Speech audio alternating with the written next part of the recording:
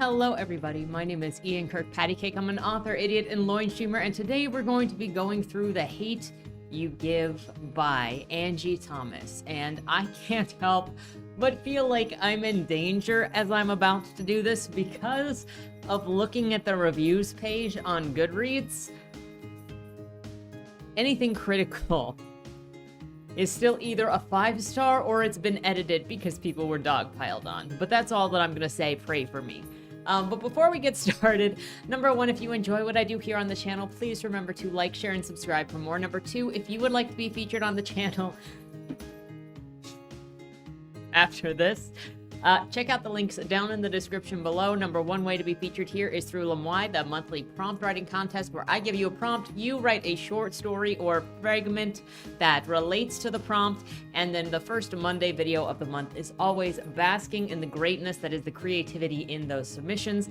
The second way to be featured is if you are an indie author and you have a book out or a book that is coming out. If you submit your first chapter and your cover, they will be read here on the channel, and hopefully that will help more readers find your work. If you're new to this channel, I have been going through the ALA's books, most banned and challenged books of 2021 and 2022. And right now we're counting down the 2021 reads. The Hate You Give was number 6 on the 2021 challenge list, and it was not on the 2022 challenge list at all for the top challenges. This book was challenged for profanity, violence, and because it was thought to promote anti-police message and indoctrination of a social agenda. Now, because of specifically the last chapter and the way this ends, you would say yes for the social agenda, but I would actually almost argue that this book is not really anti-police, and I'll tell you why at the end of the synopsis when I'm giving my final thoughts. But I don't want to taint you at all in what the story is. So what we're going to do here is walk through the plot in some detail, and then we'll give some final thoughts. I actually have an idea that would have worked better, I think, for what this book looked like it was trying to accomplish with the story. And I feel like the last chapter was something that an editor or a publisher said, hey, put this in because it makes it more relevant. But that's beside the point. You'll know what I mean when I get there because I'll describe it at the end of this video. So, getting to the book. Chapter 1 starts with the main character, Star, at a spring break house party where she doesn't feel like she belongs. She's talking to her friend about how she doesn't fit in with anybody there. She's in the hood, and she goes to an upper class private school that is mostly white people. And that is out of this neighborhood, so she doesn't really vibe with the people in the neighborhood, but she feels like she should because she's from the neighborhood. And to top it off on like how she doesn't feel like she fits in, she's at this party where everybody is decked out in like their cocktail dresses and their party outfits, and she is wearing a hoodie and tennis shoes, basically. And then Kenya, her friend, is there, and Kenya is almost like a half-sister, but not really, because Kenya is sisters with her half-brother, Seven, but Star and Kenya do not share a parent at all. Kenya's mom is Star's older brother Seven's mom, and Star's dad is also Seven's dad. Kenya's also perfectly beautiful and the only person that Star ever really hangs out with at these parties. Kenya starts talking about some chick that she thinks is a hoe and says that Star is lucky that she goes to a white person school where hoes aren't at. Kenya wants to throw down with that hoe, get her away from the man that she is interested in, when Chris, Star's boyfriend, texts and interrupts, but Star ignores him. Then some other kids come over and all start talking to Kenya and Star, but then they kind of ditch Star after giving her a hard time because no one thinks that she's cool and no one wants to hang out with her.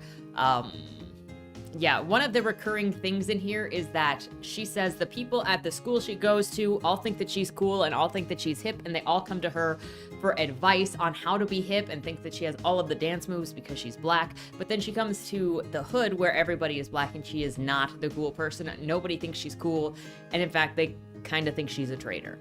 So then her childhood friend Khalil approaches. He's an attractive guy that Star's known since they were kids. They used to bathe together even. We get a little information about that. She's bummed that he's now apparently selling drugs, which is obvious because of the way that he dresses. She immediately clocks him as a drug dealer because of the way that he's dressing, and he didn't used to dress like that.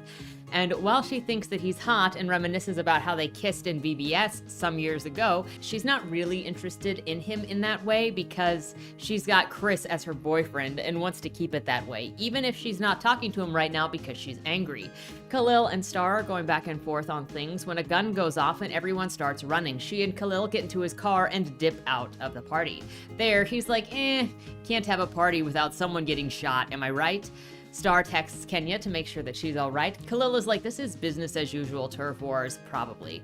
Khalil explains how Tupac was the most relevant person by saying thug life stood for the hate you give little infants fucks everybody. This will be a recurring phrase throughout the book to kind of feed into the theme that it's trying to play with. Star expresses worry over him selling drugs, and he's like, you need to back off. It's none of your freaking business. We're not even friends. Shut the fuck up. I'm only doing this because I have to. You don't understand. My grandma was fired from the hospital from not being able to do her work because she's got cancer. So that's just how things are. The two of them, as they drive, are interrupted by cop lights and an alarm behind them, so they pull over. Star goes over mentally how she was given not only the sex talk, but also a cop talk at 12, and she hopes that Khalil also got the cop talk from his parents. When the cop comes up, Khalil's giving a bunch of lip and attitude and gets told to get out of the car. It escalates very, very quickly, because this whole thing is very much written like Khalil only existed in order to get shot, so he really wasn't worth the investment in the story. This is just how the story is written, and it really wanted to just get to the point of shooting Khalil, which I think was a disservice when it could have rebuilt the relationship between Star and Khalil, so Star could relearn who Khalil was even when he looked like a thug, so that later when all of the media storm comes out, she actually has built this history, and so has the readership with this character. Instead, you get this very brief introduction, this escalation of this cop who is apparently 16 years on the force, but gets so spooked so quickly, he should have been a rookie. The cop pats Khalil down a couple of times and then steps away, telling him not to move. Star is still in the car. Khalil goes to the car to ask Star if she's okay, and this spooks the cop, and he gets shot. Now, remember, the cop said don't move, but there was also basically no warning on the shots coming. It was just kind of pow, pow, pow, pow, which again made the scene feel very, very rushed for what it was trying to do, other than just get this over with because this is the inciting incident. That's really how it felt. When I was reading it, I said this felt either like corruption or incompetence, but then when you learn that he's 16 years on the force, it just feels like carelessness in creating a believable situation for this cop, because it's straight up demonizing the situation via ignorance. Either way, from what happened in this situation, the cop shouldn't have kept his job. This escalates too quickly, though, to be believable for me, and so it really... So Star gets out of the car after this happens and goes around to hold Khalil on the ground, but the cop snaps at her next. She's looking at Khalil, looking at God, while the cop is yelling at her to not move, put her hands up. She's basically being detained now. So she's now sick in an ambulance that's come while Khalil's body is still just on the ground where it's at. Her parents have come to pick her up. On the drive home, she gets sick and vomits. At home, she sleeps and her mom is there all night, sitting beside her. She wakes up alone and thinks of how Khalil is in the morgue, just like Natasha, a girl from her childhood who was shot in a drive-by that happened when they were playing in a broken fire hydrant when they were like 10 years old. She holds no negative opinion toward the gangs that shot her best friend. Mind you, only toward the cop that shot Khalil, which is kind of an interesting contrast. It's kind of like if we kill our own, then it's fine, but you're a rival gang and you've killed one of ours, so we hate you. It's kind of weird to set up this dichotomy of this violence in this neighborhood, taking away your friend who was totally innocent, and then setting up another one, but only being outraged for one of them. At breakfast, we learn that Star's father, Maverick, follows the Nation of Islam while her mother is a Christ Temple church member. They talk about another domestic abuse situation that's going on before talking about the shooting, and Star is like, what's gonna happen to me though? I witnessed it. They're gonna come after me, aren't they?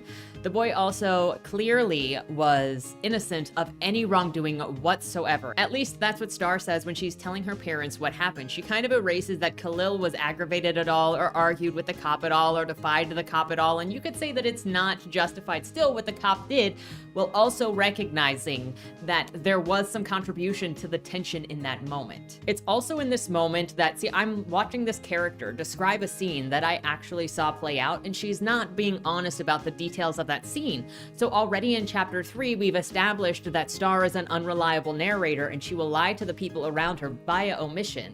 in order to tell the story that she wants to tell. So we're going to know for the rest of the story that she's not going to tell necessarily all the information if she has a certain perspective that she wants shared. Star talks about how if she ever saw a shooting, she'd be outspoken about it, but now she's too scared to say anything at all because she doesn't want the target on her back. Also, it's confirmed that she lives in a bad part of town where she's tried to have a sleepover with friends from her better school, but one friend was too scared to come to the neighborhood, and the other one experienced a drive-by shooting when she visited, and so her dad picked her up and she never came by again. Like, Star lives in a really bad neighborhood. Now she's been invited to go to work with Maverick, her father, to help her mood and distract her from what's going on. But also she kind of works there. Her dad owns a grocery store in the neighborhood.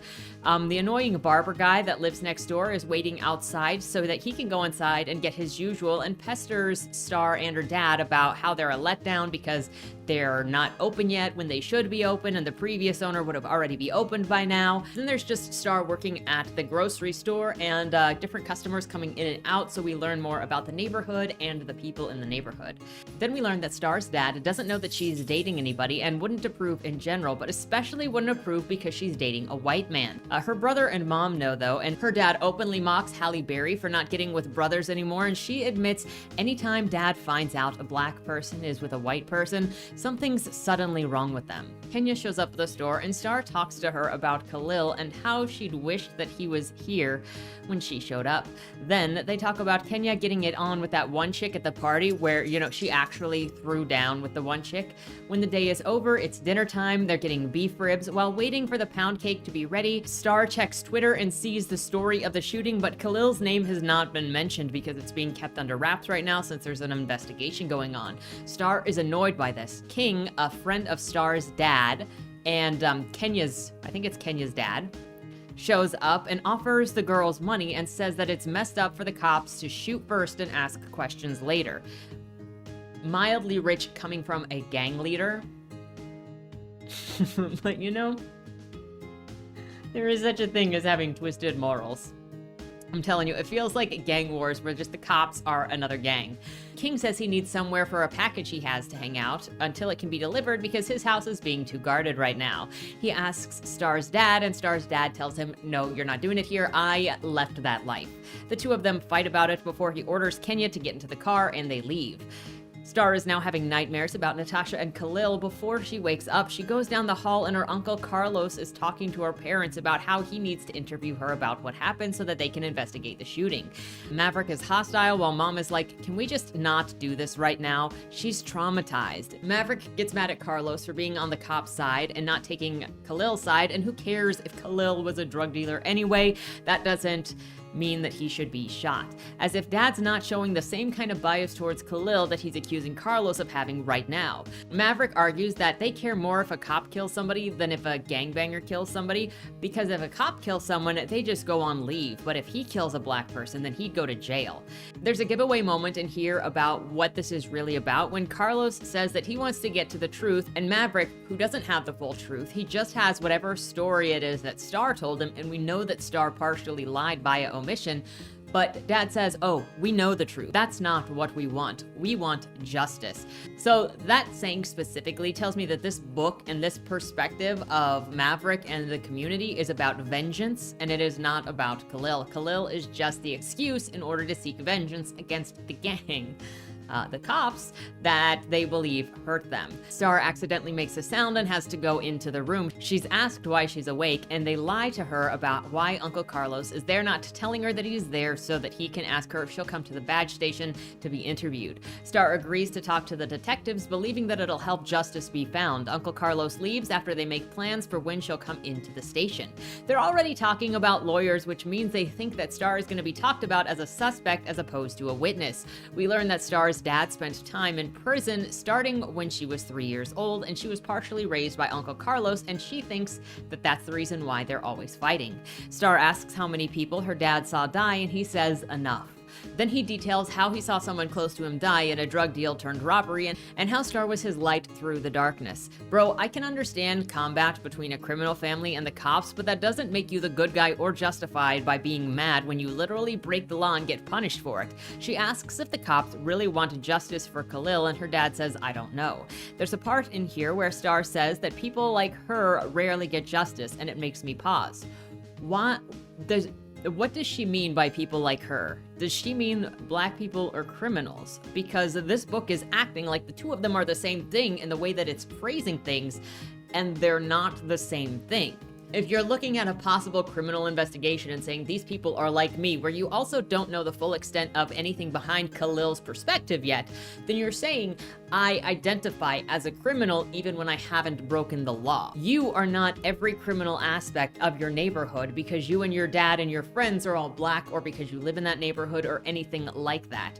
And nobody corrects her on this at any given time. Which again, you don't have to. But considering this book was challenged for the political perspective of it, I think it's important to note there, outside of the context of the book, that you are not every criminal aspect of your neighborhood or people who look like you or have something in common with you. It kind of makes me think of when I was reading A Long Dark Shadow by Alan Walker, and in that book, some of the pedophiles that were interviewed said they would watch a pedophile be arrested on television, and then their peers at work would be cheering it on and like shit talking that pedophile because that pedophile had molested children. And then the pedophile that was talking said they specifically felt like they were being attacked because somebody like them on the television was being attacked by their peers. And so are you going to associate yourself with somebody who hurts others, or are you separate from them despite what you have in common? That seems to be a unifying thing. And I can get that Star might feel this way, especially because her dad spent time in prison and has openly talked about drug dealing and armed robbery.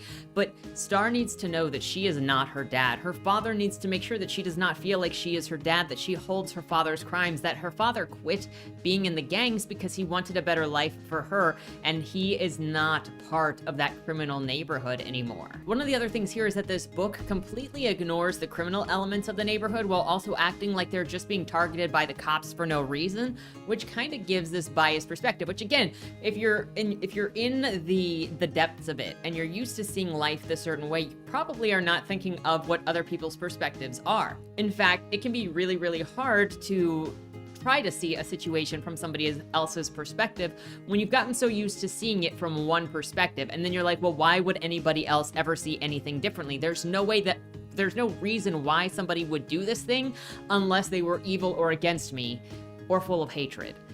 And it actually takes a lot of extra effort to pull yourself out of a situation where you're responding and thinking emotionally and analyze why somebody might do something a certain way. The neighborhood specifically in the first 40 pages has a larger kill count than the cops that we're supposed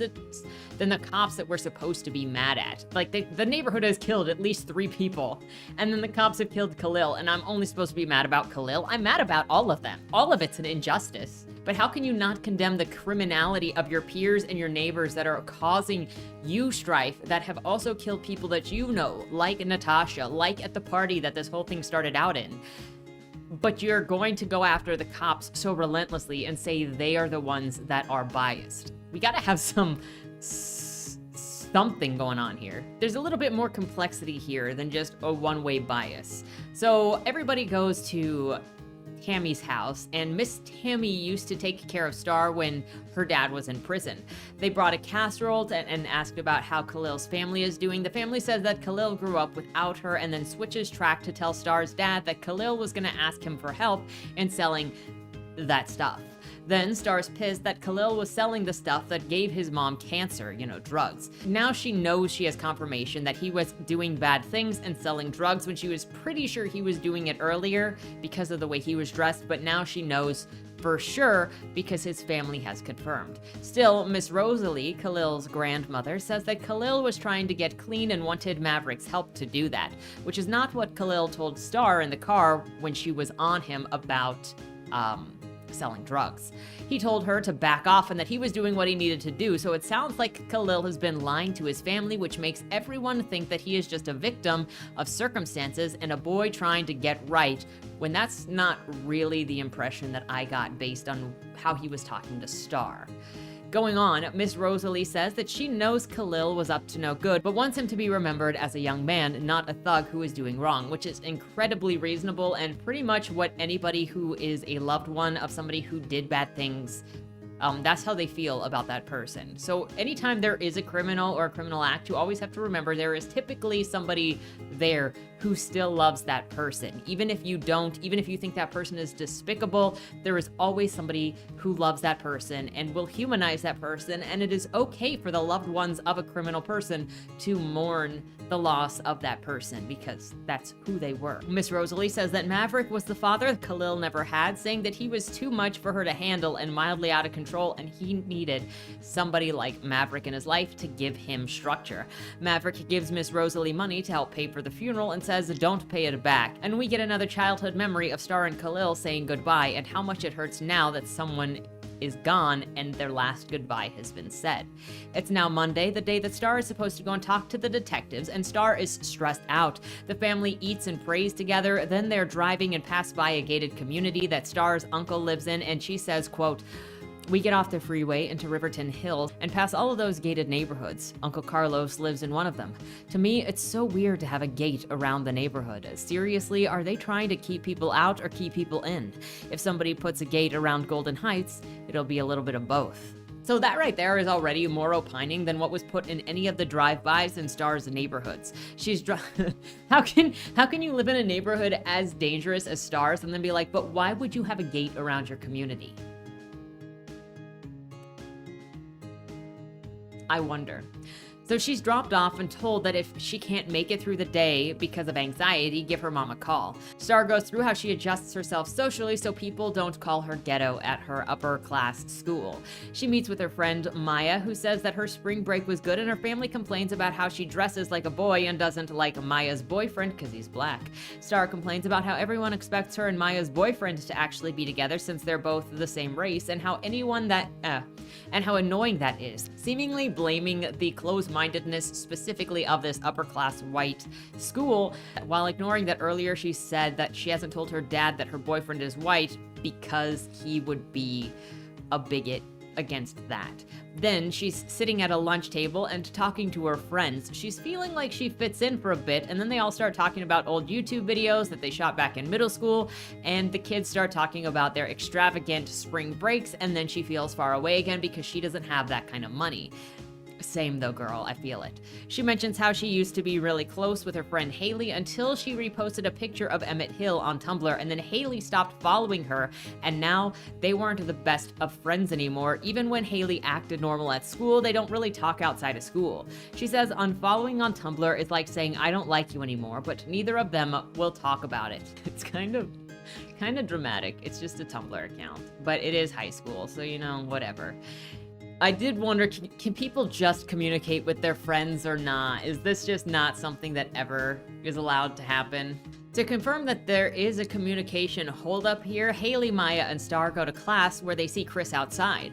Maya asks if something happened, and when Star confirms yes, something happened, without details, Haley and Maya shit on Chris, and Star monologues about how this situation is like a song, but she's gonna go deal with Chris like a Beyonce song. The other girls go to class. Star stays behind to talk to Chris. Apparently what happened is they were fooling around at his house. Like, she let him put his fingers in her pants, and then he went for a condom and asked if it was okay, and she got pissed at him for even having a condom in the first place because she doesn't want to have sex, and he knows that I'm not ready for that. So she left angry because all she thought about was the baby mamas in her neighborhood and how she didn't want to be one, and she left angry and horny. Bro, he was taking your vibes and making moves as tends to happen when you accept somebody's forward steps. You can draw boundaries without getting pissed, but you were giving him the okay sign, and so he was going for it, and he asked and then backed off when you said no. It felt like an overreaction when he literally stopped when she said stop, and she was telling him that it was okay up to that point. Like, she was going for the foreplay. It's reasonable that somebody might be a little confused about the signals and if you've changed your mind or not, but he still stopped when you said stop. She also thinks about how big his house was and then how he has employees that also are the same race as her, and that's weird to her. Then we go to some details about how they met on Tumblr over Fresh Prince gifts, and he reblogged all of her Fresh Prince posts, and then they talked about how cool the Fresh Prince is. So he's cheering her up by singing their song together, which is the Fresh Prince of Bel-Air's theme song. And then as he's singing to her, he reaches for her, and she sees he has white hands and associates his white hands with the white hand of the cop that killed Khalil. Understandable that she is having PTSD from seeing someone get shot, but she sees all people as the same based on race. She's having a PTSD kind of moment, and so she's getting stuck in her head and freaks out and then goes to class crying, where Haley and Maya think that Chris did something and they give him the stink eye. After school, she's walking to the parking lot with her friends who all know about Condom Gate, and apparently Chris is the asshole even though he stopped after thinking he was reading her body language correctly, but whatever. They go to the hospital where they're eating with Star's mom until Khalil's mom shows up sobbing for Star's mom, and she's upset. Star gets mad that Khalil's mom can be upset about Khalil's death when she wasn't even a real mom to him. She's weak, and Star's mom is like, you need to get cleaned up to take care of yourself for your other sons. Star fixes Brenda a plate and doesn't argue with her mother anymore after her mother is like, she is allowed to mourn her son's death, Star. It is now time for the police interview, and Star is nervous but goes through with it. The officers coming in are already awkward, and Mama is aggressive. Star is also questioning how dubious or trustworthy the cops are. During the questioning, Star says that there is no reason to pull Khalil over, ignoring that they were pulled over for a busted taillight and saying that Khalil was annoyed. I'd say that he was a little more than annoyed. He was kind of combative, but again, we're just going off of the way that Star presents the situation.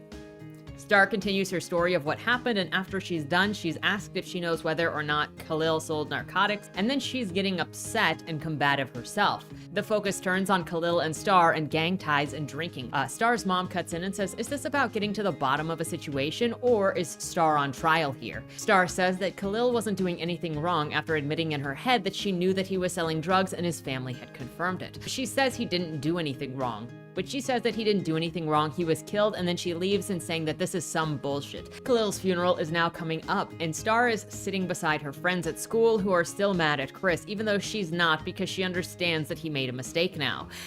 How we got here from the last time she was mad, I'm not really sure. It was all skipped over. But now she's wondering if she's a traitor for even dating Chris since he's white, and all of the men in her life would have a problem with her dating a white man. And the cop who killed Khalil was also white, so this is it's a betrayal. A really disturbing perspective, if I'm being honest. Chris is not the cop, just like Star isn't the criminals in her neighborhood. But this is also going to be a recurring framing that comes up throughout the story. The girls are thick, filled with lunch, and watching the boys versus girls in basketball, saying that women are just as physically athletic as men, which, debatable, but someone in this friends group believes that. Haley's being set up to be the villain as she keeps telling them what to do, and Star is thinking about how they unfollow on the unfollow on Tumblr again. I have a feeling that this Tumblr thing is going to come up as the end of Act 1 conflict.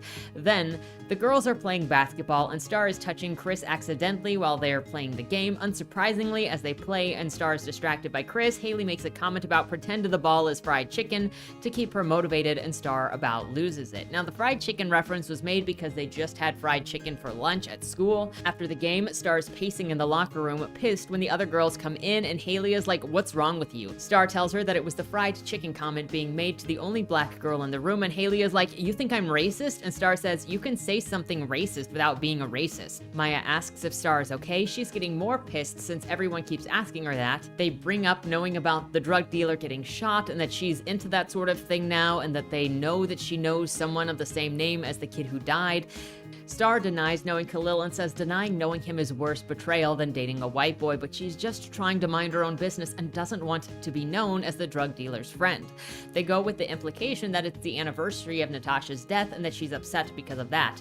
Coach comes in and gives Star a hall pass to go and see the shrink, and now that Star is upset because everyone's gonna think that she's a weak black girl, and that's worse than being an angry black girl. In the office, she calls her uncle to come and pick her up because he will take her home without asking any questions, but her parents wouldn't do that. Considering her mom before was like, hey, if you can't get through the day because you've got anxiety from talking to the cops, I don't see how her mom would really be like, look, I'm not taking you home when you've been through this traumatic event and it's obviously affecting you. feels like her parents care enough about her that she went through this event. If she called and said, hey, I'm having trouble, can you come and get me? They would. But it's in the situation that we're told that wouldn't happen, so Uncle Carlos has to be called. Uncle Carlos has to be called. You know, the uncle who got her to talk to the cops. The cops who then talked to her the way they did. Everything reading is opportunism and not actual character relationships right now. As they eat frozen yogurt, Star asks if her uncle is friends with the cop who killed Khalil and if he'll be arrested. Uncle Carlos says it's more complicated than that. Star says the gun was pointed at her too, as if she were a threat, and then the uncle says, I'm sorry that happened to you. But Star says it's not enough. Khalil's funeral is now going on. Star doesn't feel like she belongs there because she wasn't really friends with the current Khalil. After friends and family go up, an activist takes to the stage saying that they'll fight for justice for Khalil, and he was an unarmed man when he was shot. She says that they'll be around and to meet them after the service. It would be too funny if these people turned out to be like grifters, because it just feels so inappropriate for a random activist to take the stage at somebody's funeral to say, hey, we're gonna use your dead loved one to further our cause. Just King and a posse of his gang show up during the funeral, and apparently this only happens for gang funerals.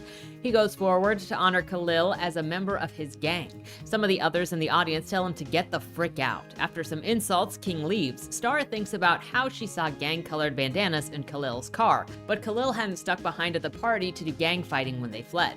After the funeral, there are activists already gathered outside, and they are quick to approach to talk to Star about what she knows. The chick also offers to represent Star, which... what is she being represented for? TV purposes? This woman is 100% an opportunist. Right after this, we immediately jump into rioting with rapid gunfire going on in the neighborhood and black power fists in the sky while calling for justice. How does this make anyone in this situation look good, I ask you? We go straight from a funeral to bonfires. So Star and her family are all huddled in their house with the lights off. This is so random and jarring. The time skip between here, let me represent you, and it's just insane. At the moment, like, I was reading the book and I was like, what? How? At the moment, it just looks like the activist took advantage of Khalil's death, and the next thing you know, the neighborhood is on fire. Now, this story did not feel like it was actually building within itself, but it was making you assume stuff or assuming that you knew the context and play on your emotions without building the story within itself. It's hoping that you know about some of the riots that were happening in 2016, 2017, 2020, and to associate that with this to fill in the blanks between these things, because it doesn't actually write those situations in the story to build the emotion and the impact and the narrative within the story. It just goes plot A to boom, funeral to explosion. For me, it felt cheap, lazy, poor, and sensational. For me, it felt like cheap, lazy, poor, and sensationalist writing because there is nothing to follow here. If you look at this book in 50 years, you're not going to have a self-contained story that shows you the escalation within itself. It doesn't even allude to it. You're just funeral, fire. Star describes her neighborhood as a war zone. Stuff is on fire, including an Indian man's shop, as the Indian manager staggers out, saying that he had nothing to do with Khalil's death. Guess it really doesn't matter whether or not you had anything to do with Khalil's death. Whether you're white or not, badge or not, they're coming for you and taking your shit. Looting and destruction going on, she makes up with Chris and her friends as they watch what's happening on the news. Star blames herself for the riots because she didn't tell the cops Khalil's hands were in the air and the gun was also pointed at her. She says that it doesn't really matter if he was a gangbanger, he didn't deserve to die. Dad gets home, their grocery store is fine, but he doesn't know for how long because he doesn't know what is going to stop this violence. In bed, she has bad dreams of Natasha being shot again. The next day, Seven comes to bug Star to come play basketball with him in the park and ignore the riots that were going on outside. It's not on their side of the neighborhood, it's on the other worst side of the neighborhood, I should say. But there's still smoke outside from the night before with the smoke bombs. I don't know how dislodged they are from the drama if there's smoke all over their neighborhood. They get to the park and they're thinking, if we don't bug those gangbangers over there, then they won't bug us. The two of them are jumping the fence into the park while playing basketball. They get approached by some 14-year-old gangster wannabes who pull a knife to rob Seven for being related to King. Then some of the King Lords run over to defend against these Garden gang members because the park is King territory. After the Garden guys are chased off, one of the King guys starts flirting with Star. She's looking at him closely because he's pretty dang hot, but also the guy that Kenya was talking about at the party forever ago. But he's also kinda gross, so she's not really receptive to his flirting. Then their dad pulls up in a Tahoe and tells them to get in the freaking car. This is a danger zone. They're driven home while being lectured. Their phones are confiscated. They're gonna go stay at their uncle's house for a couple of days because the neighborhood is not doing very well. They're driving to the uncle's house and they go past a business street that's usually busy, but today it's closed off and full of protesters. After talking to Grandma some, Chris has come down from his house just down the street because he saw Star pull in and wanted to talk to her. He apologizes to her for making her uncomfortable with the condom and makes up with her. Then he asks what's bothering her. She says that he wouldn't understand, it has nothing to do with him, and then she snaps at him because the problem is that he is white. He's like, what the frick is the problem with that? She's like, I told you that you wouldn't understand. But she likes Chris because Chris helps her feel normal, and she hates the idea of living without him, so they make up and they go eat burgers together with Uncle Carlos and the family.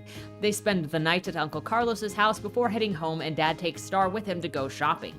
Then they're talking about Tupac's music and how it's about black people, minorities, and poor people, everybody at the bottom of society, the oppressed. Then Dad says the Black Panthers educated and empowered people, but empowering the oppressed goes further back to the slave rebellion of 1831. Maverick asks Star what hate being given to infants today looks like, and it's determined that Khalil only became a drug dealer because he wasn't making enough money and he wasn't being given opportunities via corporate America jobs. After they literally burned down part of their neighborhood and robbed a bunch of shops that had nothing to do with the police brutality they were protesting against. Then he says there's no choice but crime because bad schools don't prepare you for work, and even if Khalil didn't have to sell drugs to get by, don't judge him without knowing what he was dealing with in his private life. So basically, everything is everyone else's fault. Brenda's only doing drugs to deal with life and now can't get a job because she's on drugs, and Khalil's only selling drugs because it's too hard to get a different job, so drugs destroy everything, and it's someone else's fault for forcing their hands by not paying them more and giving them jobs that don't exist, that they are also unqualified for and didn't apply for. Quote, I remember what Khalil said. He got tired of choosing between lights and food. They need money, I say, and they don't have a lot of other ways to get it. Right. Lack of opportunity, Daddy says. Corporate America don't bring jobs to our communities, and they damn sure ain't quick to hire us. Then shit, even if you do have a high school diploma, so many of the schools in our neighborhood don't prepare us well enough. That's why when your mama talked about sending you and your brothers to Williamson, I agreed. Our schools don't get resources to equip you like Williamson does. It's easier to find some crack than it is to find a good school around here. Now, think about this. How did the drugs even get to our neighborhoods? This is a multi-billion-dollar industry we're talking about, baby. That shit is flown into our communities, but I don't know anybody with a private jet. Do you? No, exactly. You got folks like Brenda who think they need them to survive, and then you got the Khalils who think they need to sell them to survive. The Brendas can't get jobs unless they're clean, and they can't pay for rehab unless they got jobs. When the Khalils get arrested for selling drugs, they either spend most of their lives in prison, another billion-dollar industry, or they have a hard time getting a real job and probably start selling drugs again. That's the hate they're giving us, baby. A system designed against us. That's thug life. I hear you, but Khalil didn't have to sell drugs. You stopped doing it, true. But unless you're in his shoes, don't judge him. It's easier to fall into that life than it is to stay out of it, especially in a situation like his. Then, Dad says the protests are happening because things need to change, and they're fucked until things change, so no more staying silent. Now at the warehouse for stuff for the shop, and then at the grocery store to do some work. Someone is locking on the knocked door and they're closed. Dad grabs his Glock that he can't legally own and goes to the door. Devante, the kid from the park who had been flirting with Star, has shown up, and he's there for food and drinks. He's all sketchy-like and is asked why he's there. Eventually, he says that he's hiding from King. Daddy talks about being in the gang until he was a daddy, and then he wanted out. But King wouldn't let him out. He said that he spent years in prison in place for King, missed out on a few years with his daughter, but because he took the fall for King, King let him out of the gang, and that's pretty much the only way that you get out of the gang. Devante says that he wants out, so Daddy's gonna help him get out.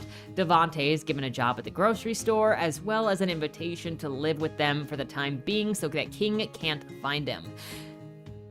Star's mom is mad because bringing this into the house makes it more dangerous. Mom says that she is going to go and do what she's got to do to make sure that her kids are safe, and Star wonders if that means that her and her family if her parents are going to break up, and then says that if they do, that's one more thing the cops took from her. Because her mom didn't want to keep living in all of this crime. It is obviously the cops' fault. Next morning, Star gets up to go to school and is greeted by Haley asking if she got her text. There's a big group text about the protest. No way is this organic. None of these kids even knew Khalil. It's obviously posturing or pushed by one of the teachers. They're doing it to skip class, and Haley makes that obvious, and she is like, it's weird to be protesting a drug dealer's death, but like, oh well, I'm not ready for that English class, am I right? Star gets pissed at Haley and Maya and the other kids using Khalil's death as an opportunity to get out of school and bails on her friends.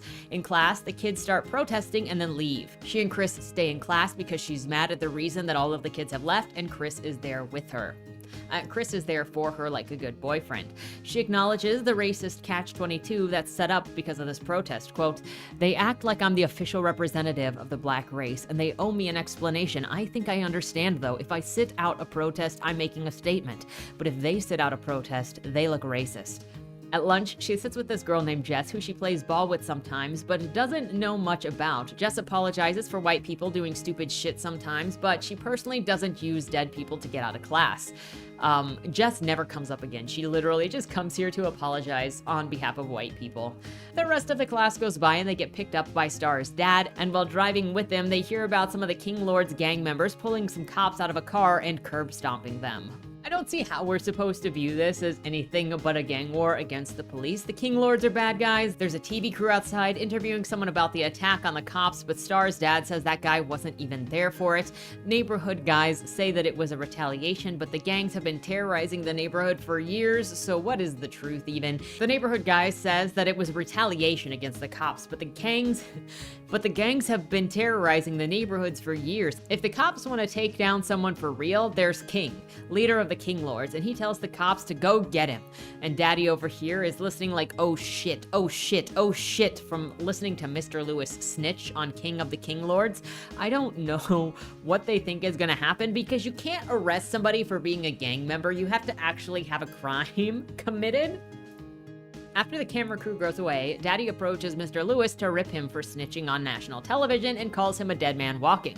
Mr. Lewis said that he went to war and now he's back here fighting a freaking another war in his neighborhood at home, and he's not going to take it anymore. The only reason that King runs free is because no one will stop him, because he's not playing that game, and Daddy calls Mr. Lewis an idiot. Cops show up out of nowhere and ask if Daddy is bothering Mr. Lewis, then asks for his ID. Once getting his ID, they snap at him to get on the ground for no apparent reason, then they frisk him a couple of times before saying they're watching him and leave. It did not seem protocol at all, and honestly kind of read like something written by somebody who has no idea how police work. They go back inside and Daddy is upset, crying. Another man says, "They only did that to you because they know about Star." What's any of this have to actually do with Star? Now we time skip and there's apparently going to be a curfew. It doesn't really explain that people are rioting. It just says like prison. There's a curfew like prison, with the characters acting ignorant as to why there may be a curfew. It's hard to take the side of this when it's so slanted on purpose and leaving information out and pretending that there is not destruction, threat, and violence already happening, that these measures are meant to protect against. Whether you agree with them or not, it's not for no reason. And like, this is coming from somebody who likes stories about organized crime. I can get on board with characters that belong to organized crime syndicates and then act in that way. But if you pretend that while you're breaking crimes, you're not actually doing evil, like playing Yakuza, we know that they're killing people. We're not pretending that's fine. We know that some of them are trafficking people. We're not pretending that's fine. when somebody gets shot by the cop, when somebody is trailed by the cops, we know why. We're not going, oh, that's injustice. We know that they're a crime syndicate being watched. But then this acts ignorant while also being an outward crime syndicate and admitting to all of the crime in the neighborhood. But then they're like, why are the cops treating us like this? Meanwhile, Star is checking Kenya out, and Kenya's snapping at Star for not being more outspoken about Khalil's death and being a freaking little coward. Quote, you're letting them say that he was a gangster on TV. Wasn't he, though? Didn't we already have it confirmed in this book that he was part of a gang, that the gang lord showed up at his funeral? Doesn't Star think that he was a criminal? This also would have been a good place to explore what Star thought versus what was actually true, versus if she'd actually been able to rebuild that relationship to see what the false persona of Khalil was, and then the misunderstanding of Khalil in the media, and then what she knew to be the real him because she'd rebuilt this relationship with him after being estranged from him for some time. But we don't get any of that. We just get this assumption that he was never wrong, he never did anything in the wrong, you were wrong for not knowing the true him when you haven't even been talking to him. And then there are all of these other situations around where he's selling drugs, where he's considered part of the King Lords, even though he didn't want to join the King Lords, even though he said no to the King Lords still act like they own him, but he also is a drugs mule / seller for the King Lords. So for all intents and purposes, he looks like a gang member, and he has the protections of a gang member, even if he rejected being a member of the gang. Can we understand the optics that gives to somebody on the outside who is not talking to anybody in these groups? Again, it comes down to perspective, and what you might know may not be obvious to people from another side that are getting different bits of information. This is something that I'm going to talk about too when I go and do the Court of Mist and Fury video review, because that book is all about perspective and believing the perspective that you were told instead of looking at what you remember from book 1. Kenya says that Star traded in her neighborhood for the bougie kids, while Star argues that she did not. Star talks to her dad about feeling guilty that this has happened, and he says that she doesn't have to talk about it, but if she feels like she has to, he's got her back. At her house in the neighborhood, an army tank is going through the neighborhood telling everyone to be indoors. I'd imagine that this means the rioting is pretty bad, not to mention that, the gang members attacking sitting police the other day, but okay. We're just gonna act like this is straight out of nothing and is a militarizing an innocent neighborhood that hasn't done anything. Then they're inside eating pizza, being a family. This feels like PR, which is acting like a career criminal doesn't have a work face and a family face. I've listened to criminal defense lawyers that have talked about this. It's like if somebody is a plumber, then they're gonna have a face they put on that is more, not caustic, that is more like serious when they go to work because they're getting in the mood. And then when they come home, they're not gonna be the dirty plumber. It's the same thing with a criminal. You're not always wearing your criminal face, especially not with your family and loved one. Then we go to Star in her room, doing a Tumblr post with the childhood picture she has of Khalil. And I feel like we're in a portion of this book that's like, did you know that criminals were people too? Are people too?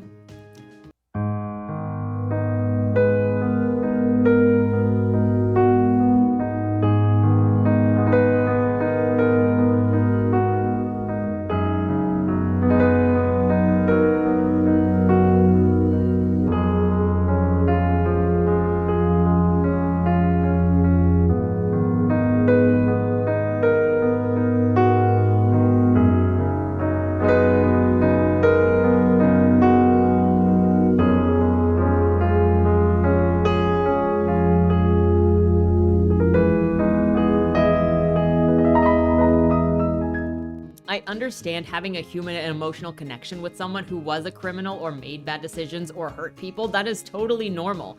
You want to remember them as your loved one. This book feels like it's trying to manipulate me by putting innocent friend versus cop who had no idea, who had no reason to do anything without exploring any of the motives behind why the cop might have responded the way that he did.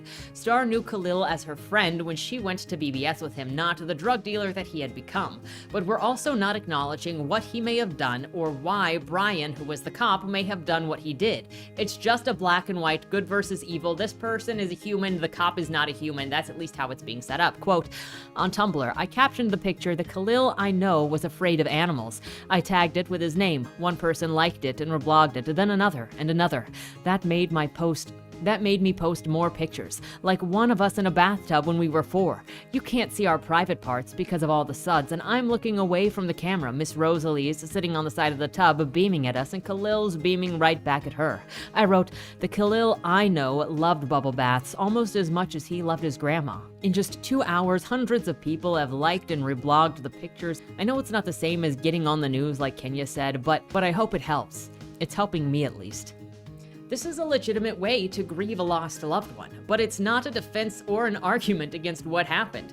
It's an emotional manipulation tactic, and it's working as people who don't even know the situation, who never knew Khalil, like and reblog this Tumblr post, and are now making fan art of this random person that they never met. The same thing could be done with the cop. I hope you know. Pictures of him as a child could be posted by his father being like, Brian actually is allergic to strawberries, and this one time when he was 4 years old and ate a strawberry, he ballooned up and almost died.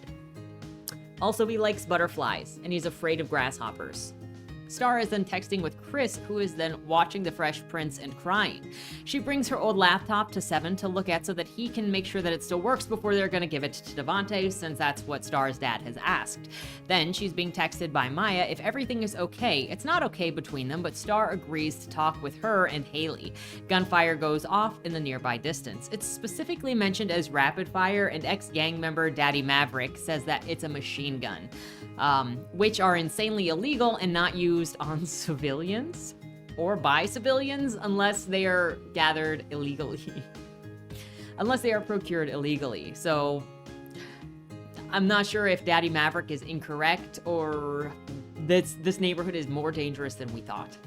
Star goes into the kitchen and her mom is on the phone with the DA. Why is the DA still in the office this late at night when the curfew is like going on and there are guns in the street, and the DA is still in the office like making phone calls to private residences about meeting to talk to the jury? She gets to skip the next day of school because she's gonna go talk to the DA, and Star's boyfriend surprises her by saying love you in text message. She says it back and it's weird. She listens to some of the neighbors talk about the protests and stuff that they have going on for Khalil. Apparently Mr. Lewis has become a meme for speaking out against gang violence on television, and he's being mocked. While they're like, he was acting impulsively when he did that. Ugh, they're also like, Star, when you speak against the police, be more deliberate than Mr. Lewis so you don't become a joke. I don't understand how speaking about gang violence in your neighborhood makes you a joke, but okay. That's a statement. And they talk about how Star is gonna have to be a witness at a trial to say what she saw, and she's worried about having enough answers. It's here that we learn the cop thought he saw a gun in the door, which is probably what led to the shooting. You know, a gun in a gang member's car where he's got gang colors all over the car where he just fled the scene of a shootout. I'm not saying it was justified, I'm just saying there are circumstances in this situation that make it more complicated than it was an execution. Instead of all of the circumstances around what actually happened being considered, they all just assumed that it was because he was black and so he died over a hairbrush. Apparently also the officer's dad is going on television to give an interview, and Star is like he is gonna manipulate the narrative, as if she did not just do the same thing on Tumblr. Are you joking? You got fan art of this guy, my dude. Let's just be real here. You're doing a PR battle with the cops. That is all that is happening right now. So they admit that if the juries had seen enough evidence, the officer would be charged with murder. Even without any of the other details, everyone here is sure that they will have enough evidence to convict. Star's thinking about how she lost a second friend to murder now, first being Natasha, and the guy who killed Natasha was never caught. She says, I guess Natasha wasn't important enough, neglecting how this neighborhood doesn't cooperate with the cops like at all when it comes to gang violence. Like, we're watching that play out, and Mr. Lewis tried to make a difference and then got laughed at and mocked. So no wonder Natasha's killer never got caught. And then, since when was Khalil her best friend? She said that he was her best friend when they were little, but they hadn't spoken in a couple of years, and now they're best friends? Girl, this reads like opportunism. I know that you had feelings for him that are probably resurfacing because he's dead, and that's going to bring out that attachment, but you openly said previously that you guys were not friends anymore. Then Star's dad gets a frantic phone call from someone, and he says that they are on their way right now. Mr. Lewis has been beat and cut up. He won't go to the hospital though because it's gang violence related. I wonder why Natasha's killer was never caught. The questions I still ask. Lewis says he's not the one King wanted dead, but Devante is. Daddy over here is slamming Devante against the freezer by the neck, asking him what he did. It turns out that Devante stole money from King and tried to skip town with his family. His family got out, but he's obviously still here, and King wants a payment to get his money back. They take Devante to Uncle Carlos's house to hide him, and Devante is pissed off because Carlos is a cop, and their people are gonna get the wrong impression that he is some kind of mole hanging out with the cops. As if it matters what his gang thinks of him when he's already stolen money, they're already hunting him, and they already want him to pay, or they'll shank him. Criminality's casual enough in Uncle Carlos's house that when they're taking a tour, Grandma asks if Devante has killed someone and if that's why he's in hiding, and Devante is carrying around a Glock. Then Chris comes over and Star's dad is like, "Who are you even?" He says he's just someone that he goes to school with Star, but Star is like, "How can I stand up for Khalil when I can't even tell my dad that I'm dating a white boy?" So she tells him. The dad flips out, but is taken outside by Mom, and Devante is like, "Lol, of course you're dating a freaking pussy white boy." Chris is like, "Why are people pissed off? Is this a black thing that I wouldn't understand?" And Star is somewhat offended, but asks if his parents would have no issue with them dating. And he's like, "Well, we did talk about it, but I wouldn't call it a problem." She uses that as evidence and goes on to say it's not a black thing, which true, lots of people have problems with interracial dating. I would say yelling at your kid like this is next level though, and also that they had to hide it from Maverick at all, while maybe not a race-specific thing, is kind of a sign of inherent racism. Haley and Maya apparently asked Chris how Star was doing, but couldn't text her because they probably feel white guilt. Or they're respecting her space after they've all kind of had a fight. But yeah, Dad is out on the patio still screaming about white people and suburbs being fake. Daddy's out there saying that the suburbs are worse than the neighborhoods because at least in Garden Heights, no one will treat them like shit. Right. They'll just shoot them in drive-bys like Natasha as the neighborhood is burned down around them. When Dad comes back in, he addresses Star by saying they'll talk later, and then he leaves. Chris and Star kiss until her mom comes in and sees him out. As soon as he's gone, Star's mom asks if she's taking birth control. Devante comes in and insults Chris as a wannabe because of the shoes that he's wearing. Then he says there are a bunch of guys who did date Star in the neighborhood if only she showed up to the parties, and she's like, "What, the parties people get shot at?" Then she feels bad for saying that and apologizes, as if it's wrong to not want to go to parties like that. Hello? It's okay to not want to go to gang-related parties that shooters show up at. It's fine. It's normal, in fact. So now it's saying that Khalil never actually joined the King Lords, but King did what he did at the funeral and acted as if he had in order to save face, because Khalil turned him down when King Lords asked him to join, and now everyone is riding for him.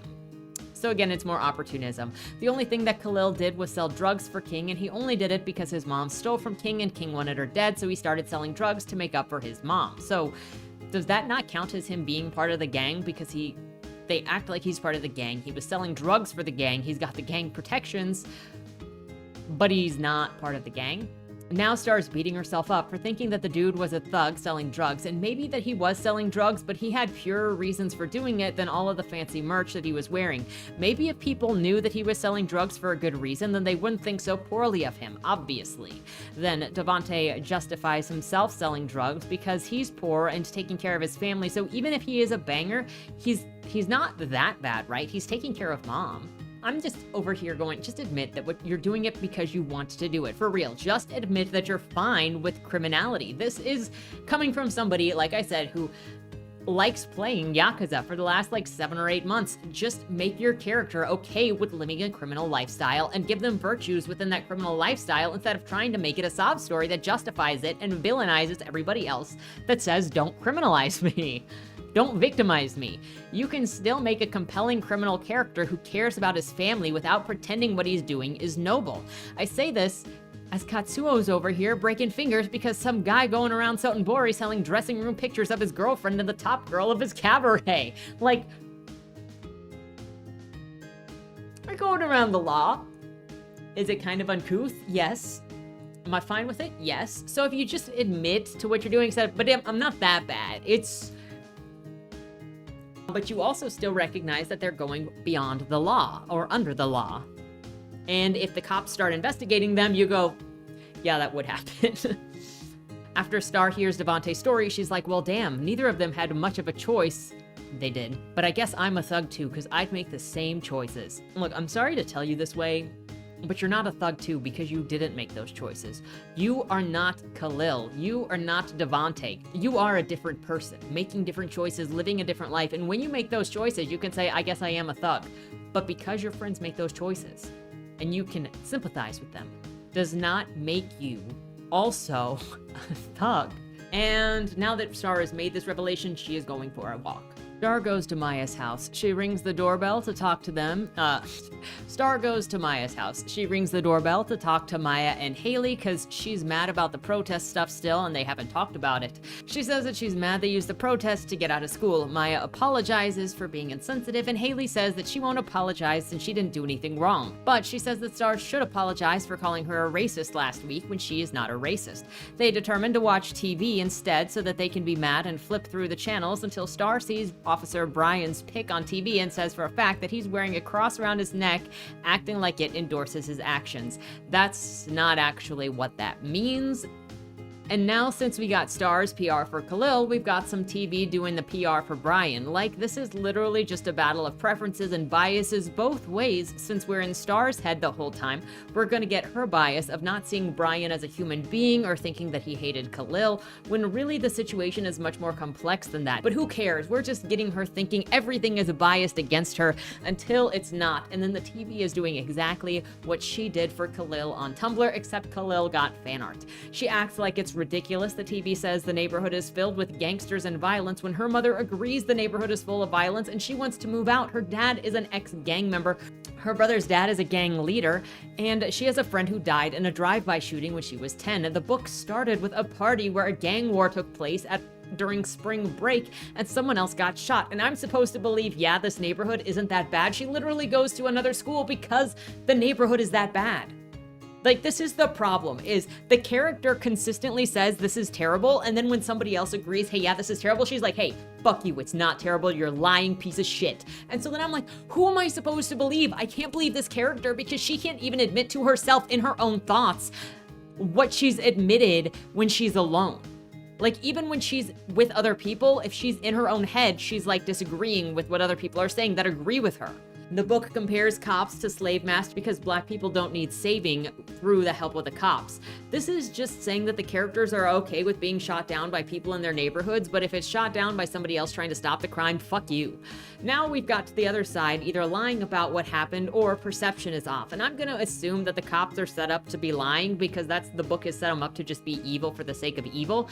And I can't feel bad about this when Star has also lied to people in order to get the perspective of what she wants to have happened that night. The TV says that Brian is just a good boy and he was attacked by people and officers since this event happened.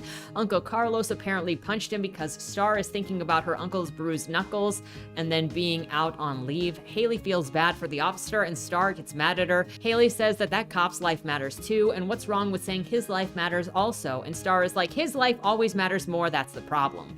Hearing this interview, Star's not afraid to speak out anymore. This boils into, why did you unfollow me on Tumblr?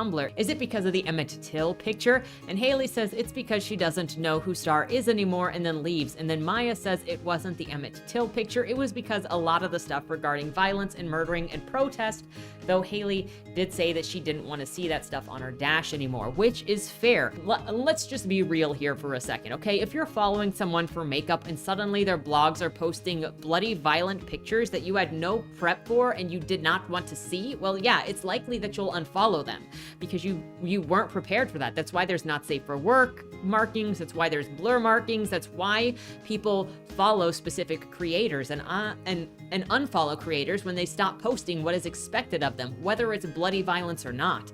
Tell me that you wouldn't unfollow someone if they started posting stuff in mass that you were like, this isn't why I followed you. Oh, Maya says that she kept it a secret why Haley unfollowed her because she was hoping that Haley would have changed before Star found out what had happened. Maya's then like, oh yeah, there was this other time in freshman year where Haley asked my family if we ate cats because we're Chinese, and you laughed and I laughed and we all laughed, and Star's like, holy shit, I didn't laugh because I thought it was funny, I laughed because I thought that I was supposed to and it was expected of me. I'm not actually a terrible person, I wouldn't laugh on purpose.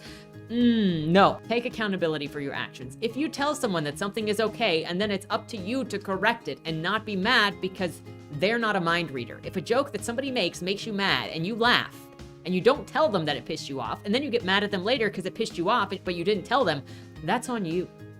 I hate this non-communication stuff, and then this blaming other people for not reading your mind and not knowing what's going to make you angry when everybody has different lines of what is offensive and what is not offensive. Star goes home and Uncle Carlos is sitting on the steps drinking because he saw the interview, and so did the whole family, and everyone is upset.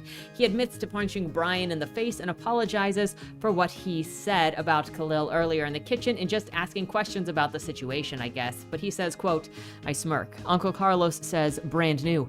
You mean that you called Khalil a drug dealer? He nods. Even if he was, I knew that boy. Watched him grow up with you. He was more than any bad decision he made. I hate that I let myself fall into the mindset of trying to rationalize his death. At the end of the day, you don't kill someone for opening a car door. If you do, you shouldn't be a cop. So this isn't wrong. If you draw a gun first off or you get scared easily, then you shouldn't be a cop. But this also is not what happened. Literal gang shootings, known gangs in the area. But also I gotta ask, why is it that all of Khalil's mistakes don't condemn him, but Brian's mistake condemns him? I don't understand the one-way anger here, the compassion that goes one way, and the forgiveness that goes one way, but everything else is condemnation to the other guy. Emotions are involved. But that's what this is. Anger and vengeance, not justice. But it's wearing the skin of justice, pretending that is a good thing to burn down your neighborhood. Everyone is more than the bad decisions that they make, but this doesn't mean that you don't recognize how the decisions were made that got you into the position that you're in. Brian should be analyzed for why he made the choices that he did to shoot, so appropriate action can be taken to prevent it in the future, and appropriate disciplinary action can be taken toward Brian. However, you can't keep acknowledging what Khalil did and then saying it doesn't matter, and then holding Brian accountable and saying every decision he makes has no excuse. Well, you can. But then you're doing exactly what you're condemning the cops for. At the end of the conversation, Star hugs her uncle. Spending the night at Uncle Carlos's because mom is mad at dad since dad doesn't want to move out of the crappy neighborhood. No protests are going on, said all is peaceful, but there is still tear gas being thrown. It doesn't give any reasons. The level of erasing anything and just saying, this just happened, just believe me, there's no reason why it's happening, it's just happening, makes me feel like the author doesn't know what they're talking about or is lying by omission by not presenting the full scenario as to why these things are happening. I give Star enough reasoning that she's young and this is her narrative, so she may not know why things are happening and she's just parroting what she's heard, but she's not even asking questions. She's just accepting this is how it is, and time skips and this is how it is. She's not even thinking about it. It just is, which reads as a bias. At breakfast, Star tells her mom that Khalil was selling drugs to help his mom and wasn't actually a king lord. But King was going around telling people that to save face. There was no way for anybody to know better that Khalil was not actually a king lord when the boss of the king lords is going around telling everybody that he is a king lord. Like, people are gonna believe that guy. That guy is setting the narrative. Whether it's true or not, everybody on the outside is going to think that Khalil is a king lord. And if you're admitting that he did that in order to fool people, then you really can't be mad at people who were fooled. Mom comes in and tells Star to have feelings for Khalil if she wants them, romantic feelings. And it doesn't count as cheating on Brian because Khalil is dead. She's a teenager, so she can have all of the feelings that she wants. That's bad advice. And you clearly want her to break it off with Chris, because otherwise you wouldn't be encouraging someone to emotionally or mentally be unfaithful. It's just exhausting, man. Star tells her mom about the fight that she had with Haley, and mom tells her that she never liked Haley because Star always only did what Haley said and put herself second. Mom tells Star that she needs to weigh the pros and the cons of having somebody like Haley as a friend if she cares about it, and that sometimes people are worth more than the mistakes that they make, which is why she married Maverick. They go home and mom is still mad at dad. Tanks her out in the neighborhood though. She goes to the DA and it skips over everything that she tells the DA, but it states that it happens. Then she's with her dad at the store. Dad asks why Star is with a white boy, and she says that he treats her right, and dad says that he was afraid that Star picked a white boy because she was afraid of boys like him. So then he was worried that he was doing something wrong. King comes in asking where Devante is, and low-key threatens Star, saying they're gonna make stuff up about Khalil to cover up his death. It's what they always do. That's an assumption. And why am I supposed to just believe there's an honor among criminals, dude? You've been lying to everybody about Khalil. Don't pretend you care about Khalil. You were doing it to save face and putting him in a worse position. Dad says that he's gonna go and move them out of the Garden Heights because he is tired of King coming up in their space. Mom gets excited and takes them off. Mom gets excited and then takes Maverick off to go and have victory sex to celebrate the house that they're gonna get in another neighborhood. Now we're gonna skip forward 5 weeks after the shooting. Star's going off to an interview about her experience a week before she testifies to the grand jury. Between the cop's dad and Star, the PR battle before the actual court hearing just feels really sketchy and gross because the two aren't allowing for an investigation nor looking into the facts. It's a race to see who can persuade the public into action, and honestly, it was really disgusting to read. She's also answering a message to Chris because prom's coming up and she doesn't want to go, but her mom's like, you should go to distract yourself from the drama of the things happening. So now Devante and Chris are getting along sort of, and Devante's chilling at Chris's house. Quote, according to Devante, Chris's massive video game collection made up for his whiteness. Praise be, Steam has saved us all from the white guilt. The interview is a puff piece, just calling Khalil a kid to infantilize him. This is like a masterclass in TV manipulation, I'll be honest. They literally just got mad at the cop's family for doing the exact same thing. This book feels like it's becoming a story about PR and not so much about police brutality. Star's over here saying that Khalil was just a good kid who sold drugs because he had to, but he wasn't a bad guy. She says that his mom was a drug addict and he only sold drugs to help her out of a situation with the biggest dealers in the neighborhood. I don't know how this makes anyone look good or how she's not like, okay, so then who are these drug dealers that were threatening your neighborhood? Are you going to talk about them? Nah, no, let's protect the criminals. Here I need to bring up this quote and argument. I don't understand how everyone can make it seem like it's okay that he got killed if he was a drug dealer and a gangbanger. Okay, I hate this argument that if you analyze or try to understand the elements of something that contributed to a person's situation, you're somehow condoning what happened to them or you're condoning their actions. There are multiple elements to any story, multiple factors, and knowing risk factors that come in with behavior does not excuse the behavior or the circumstances, but it can help you understand what happened. Measurably, single-parent households and divorces mess kids up. Huge risk factor. Brought up when my dad was deciding to abandon my family. He said that he didn't care about the effects that it had on the kids. Knowing this, we all suffered the fallout. It doesn't excuse the bad behavior, but it can help understand the circumstances, how we relate, what our struggles are, how we developed because of that fallout, and how to cope or fix our problems, along with the risk factors associated with the behaviors that we had. You cannot prescribe a fix, or you cannot give a prescription without knowing what you are trying to assist in alleviating. This idea that it doesn't matter what you do, there are no consequences is bullshit. This book doesn't even believe that because it wants to give consequences to its opponents while alleviating its allies from any of the consequences that may have been attached to the actions that the allies had. This is just an argument for not having to pay for actions and blaming other people for the perceptions that you sold of yourself or the choices that you made so that you can't be held accountable.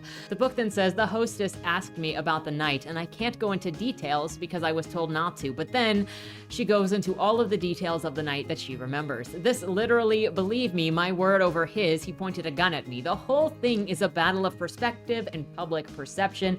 Who can get people more angry, and that's what makes you a bad witness. You're emotionally hyped up and you want revenge. That's really what this comes down to. After Star's interview airs, it's the most watched on television. Some millionaire even wants to pay her college tuition. Message boards are blazing and she is super popular now. Bro, this is reading like a grift fan fiction at this point. Childhood friend gets shot after when you're not friends anymore. Not really. And then you claim to be friends, go on TV, build a reputation, get money. I'm sorry, but this does not look very good to me.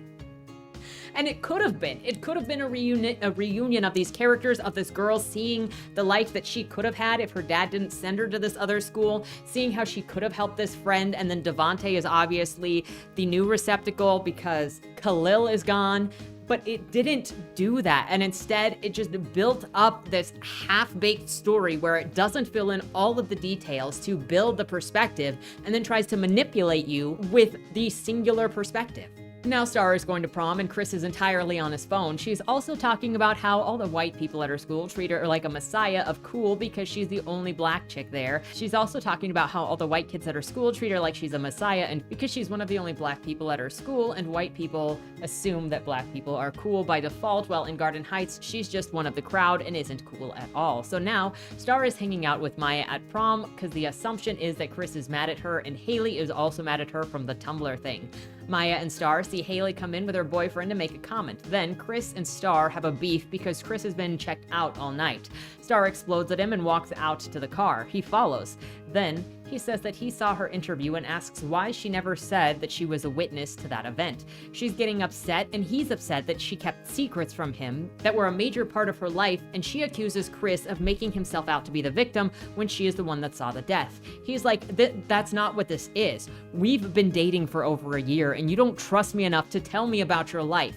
What are we? Are we even dating? Star says that she can't share the Garden Heights part of herself because people will use it against her. Girl, he's not asking you to share it with the school. He's asking you to trust him. This comment just confirms that you don't trust him. So Star breaks down and tells Chris about Natasha and Khalil and says that Khalil was basically her family's charity case, similar to how everyone kept Pecola around in the Bluest Eye to feel better about themselves. If you want to know more about the Bluest Eye and Pecola, I have a review of that book on this channel that goes through the story just like this.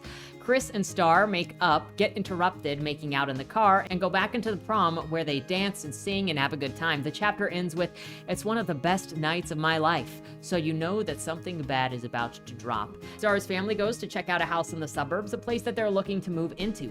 Star's mom got the nursing job, so her income is about to shoot up. They talk about how living in the suburbs doesn't make you any less black than living in the hood, brief discussion on Seven going to college and how it's not his responsibility to take care of his sisters. Then they're praying to God to thank him for the help and keep blessing their kids, thanking Mama for the money for the down payment on the house. The family is watching basketball together and the characters are admiring themselves. Then someone shoots into the house and throws a brick message through the window. Star doesn't want to speak on the grand jury the next day, so her dad has her recite the Black Panthers 10-point program a number of times in a way that definitely feels culty. I'm just saying. Turns out that Maverick called some gangbangers over to guard the house. Carlos is like, bro, we are not bringing gangbangers into this. I get optics isn't a good argument, but you are definitely not helping yourselves out by surrounding yourselves with bangers in this situation. Are we going to talk about what it looks like to the others that are not you by doing that? Or is this just going to be another projection thing? The day of the jury panel comes. She's scared. Time with the family. Mom calls her brave before she goes inside and talks to the panel, intimidated, but she's also feeling like they don't want to listen to her and that she is the one on trial. Skip the entire scene once she goes inside so we can again have no idea what she told the jury, how anybody responded, was it even important? This is, again, I think it just feels like it's rushing to, here are the family moments to humanize these characters, but then we're gonna skip through the moments that build the evidence to get right to where it wants to punch you in the stomach by saying they didn't get what they wanted, but you didn't see any of the evidence because it skipped all of it. This is what I would probably consider a climactic scene in what is supposed to be possibly criminal drama, a crime drama, but we're just supposed to skip the scene and trust her when we've seen her manipulating the perspective the same way that she condemns the cops for doing. I'm not going to be surprised when there is no trial. Now we are at 8 weeks after the shooting. School is 2 weeks after the jury thing. They're waiting for the verdict. Haley approaches with pictures of Khalil from the internet. Star continues to make herself unreliable when she says, quote, "I stare at the two Khalils." The picture only shows so much. For some people, the thug shot makes him look just like that. A thug. But I see someone who is finally happy to have money in his hand. Damn, where it came from. And a birthday picture, I remember how Khalil ate so much cake and pizza he got sick. His grandma hadn't gotten paid yet, and food was limited in their house. I knew the whole Khalil. I'm sorry, it is a twisted perspective. And if we accept that it's a twisted perspective, that's fine. But being like, I just see somebody who is so happy to have money in his hand. Damn where it came from. Who cares if that guy sold those girls into sexual slavery? He had money in his hand. He was no longer poor. And that's not a good argument. You can easily disregard that someone was doing criminal activity, and I'll take this as an unreliable narrator that is saying their loved one's criminality doesn't matter or affect how they love them, but that is what we're facing here. It wouldn't be the first time criminals are made empathetic and heroes of their own stories. It just is what it is. But that is what we're dealing with here. The girls get into a fight because Haley is being aggressive, so Star is being aggressive back and no one will apologize, so Star punches Haley in the face and then they get into a fight. Seven gets into the fight, things escalate until the kids are separated, then Seven and Star get a 3-day suspension. She cries in the car, overcome with grief of loss. At the house, the gangs are meeting together, talking about how they need to keep the peace in the area as the jury decides not to indict because they shouldn't be burning down Black-owned businesses. The parents see what happened with their kids at school via online videos and basically quietly condone it, being like, hell yeah, my kids kicked ass. 10 weeks after the event, having a barbecue now celebrating Seven's graduation, Chris comes over. Star worries that if she's acting too white or too black because her different worlds are now colliding. They all mock Haley because she's not there, and she's been called a racist anyway, so they're just all gonna dump on her now. Maya says, we're minorities, so we gotta stick together, and Kenya's like, so true.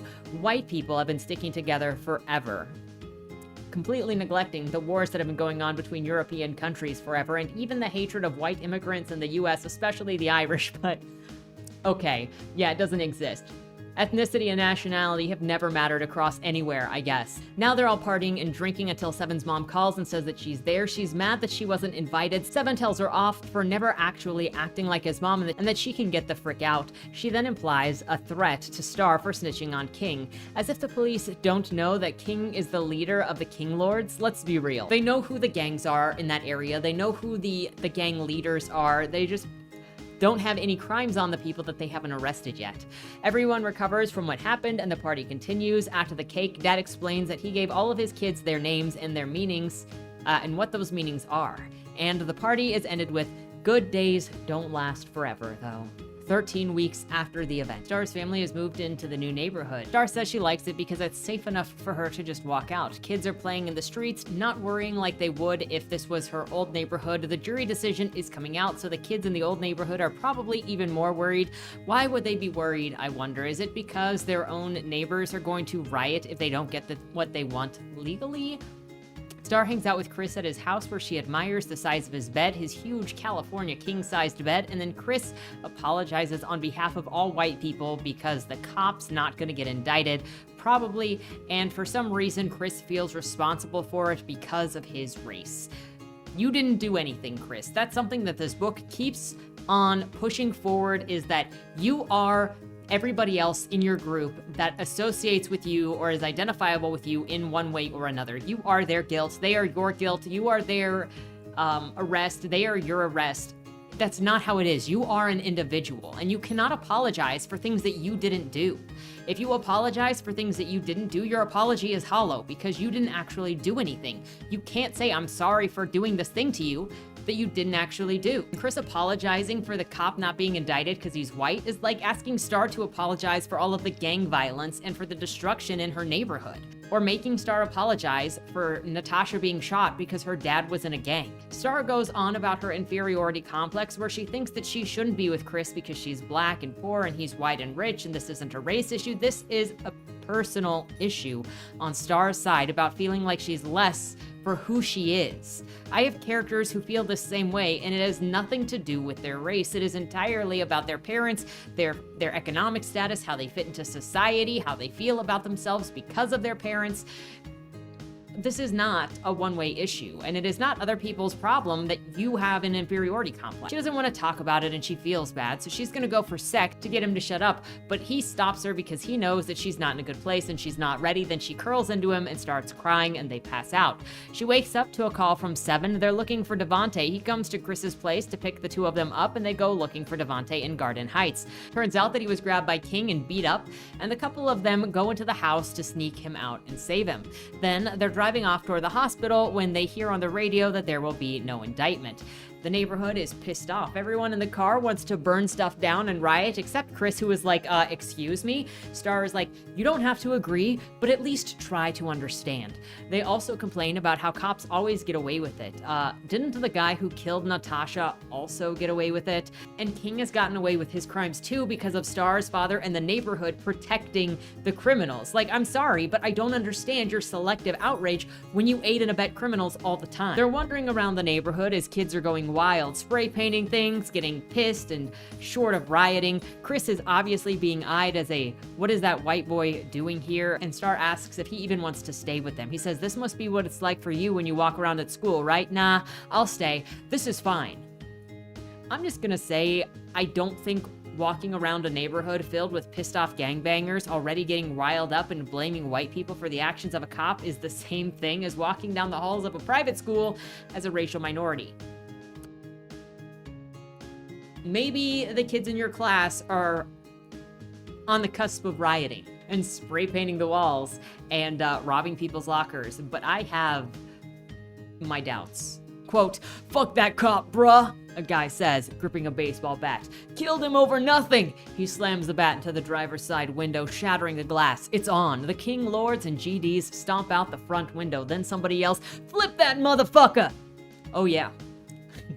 This is just like private school. Obviously, this is why Maverick sent you to private school, to not avoid this at all. They're already throwing Molotov cocktails. From a storytelling standpoint, they were already burning down the neighborhood before this announcement 150 pages ago, and there were tanks and smoke bombs in the street and gunfire, so like, this doesn't feel as much as an escalation or a climactic moment as a repeat of something meaningless that's already happened because it didn't actually build into anything new. This book is relying on your emotional connection to the news to also influence how you feel about it. At least that's the vibe that I'm getting. Remember, I am a robot. I don't really emotionally respond to most books, so this is just how I read things. They're out here rioting, lighting things on fire, busting things up with music blaring, and Star is still making sure to monitor Chris's language as Ice Cube sings slurs that white people aren't allowed to say, and Chris is appropriately muting himself when those words are said. You know, priorities. The flame is in the background, but at least that guy is not singing slurs. Star is finally like, yo, we shouldn't be burning down and robbing our neighborhood, but Devontae's like, who the fuck cares? None of them places cared about us, and we got scammed anyway. And Star thinks about that pawn shop over there that also tried to scam her dad, so you know what? Right, who cares? Nobody in this neighborhood gives a damn about anybody else. This is about vengeance and nothing else. Now, they're gonna go to Star's dad's grocery store place because they don't want that vengeance to break the windows in there, and it deserves to be protected. Nothing else in the neighborhood, man, just our grocery store.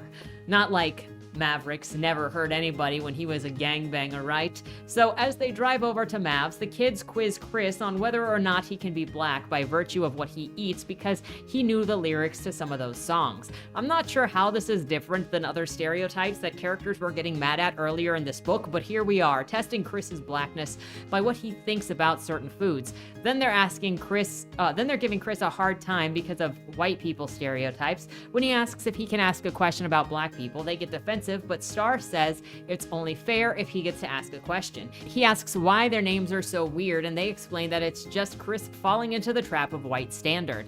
Some of their names have meanings in other languages. This is such a common idea that it's not even funny across cultures. Chris isn't asking this question because he's white, he's asking this question because he's sheltered. Anyway, they realize that they need to get through garden territory in order to get to where they're going, and that's where the majority of the riots were before. Despite how the riots are already happening now, they're like, no one's gonna be out gangbanging tonight. It doesn't mean that you're safe. Bro, people are running around with fire and baseball bats and setting shit on fire. Like, it's not gangbanging, it's rioting. These characters know better than what they're about to do, but the author's hands are all over this story, pushing these kids in the direction they need to go. As you'd imagine, all of the roads are blocked and somehow they're out of gas. How long have you been driving around, or was he just running on basically empty and like, you know what, I'm gonna drive around on a riot night with an empty gas can? Oh yeah.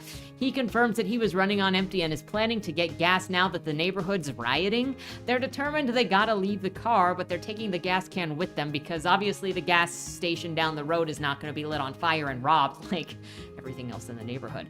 They stumble upon a neighborhood street where Khalil was shot, and there is a protest going on there. Star's attorney is on top of a car yelling into a megaphone, "A hairbrush is not a gun!" The attorney breaks off her position with Star and encourages her to take the megaphone and give a speech. Star does and lectures how the cops are the real criminals here. A smoke bomb is whizzed at them for not dispersing. Star throws it back and then runs. While running, they get picked up by a random car of people, one of which is a reporter, and says that Star is doing something so powerful tonight she needs to be commended. Shops in the neighborhood are being ransacked as if they don't have black owned on the outside of them. Apparently the idea of minorities sticking together now has been completely lost because black owned businesses are the only ones that are marked and left alone. Who knows about any of the owners of any of these businesses? The group finally gets to the grocery store and runs inside, pours milk all over their eyes to clear the stinging, and then her dad is not in the store. Star checks her phone and sees that there are a bunch of missed messages from her mom. Having seen and heard her running around the riot and on that news station, her mom is going to come and get her. Star and her friends are going to go to the office to go and call her mother so that she knows that they're at the store when a Molotov comes through the window, breaking the glass. The store is engulfed in flames almost immediately. Everything is locked or covered in fire. It's hard to see the fire from the outside because of the windows are all boarded up, but someone outside sees the kids and goes to the back door. For some reason, Mr. Lewis isn't busting out the glass in the door, and so Dad shows up and unlocks the door so the kids can get out. Out on the street, they're recovering when King pulls up with his crew, and they're saying this happened because King was going to make Star and her family pay for her snitching on television. Guns are being prepped, family members are getting heated when the cops and the fire trucks pull up, and Star actually seems pissed that there's not going to be a gang fight now. Quote, "You think this shit is funny?" Dad yells. "Punk ass always hiding behind your boys." King stops laughing. "Yeah, I said it. I ain't scared of you. You ain't shit to be scared of. Trying to burn up some kids, you fucking coward." "Oh, Mama starts for King, and Uncle Carlos has to work overtime to hold her back too. "He burned Maverick's store down," Mr. Lewis announces to everybody, in case we didn't hear.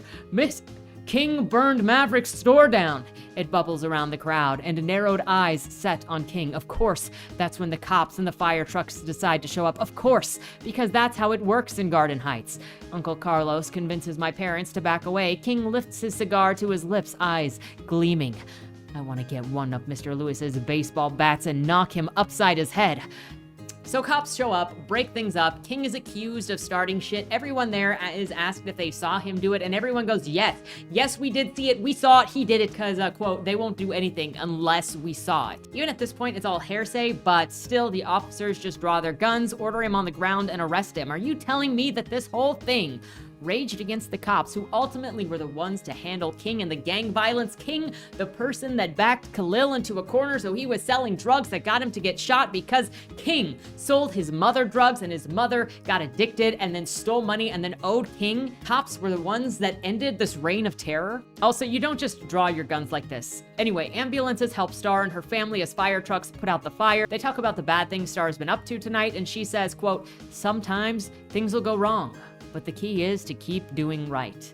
Then there's some mocking of Chris as plain-ass Chris because he's white, but Maverick's also impressed that Chris has been in the hood all night, so maybe you have the balls after all.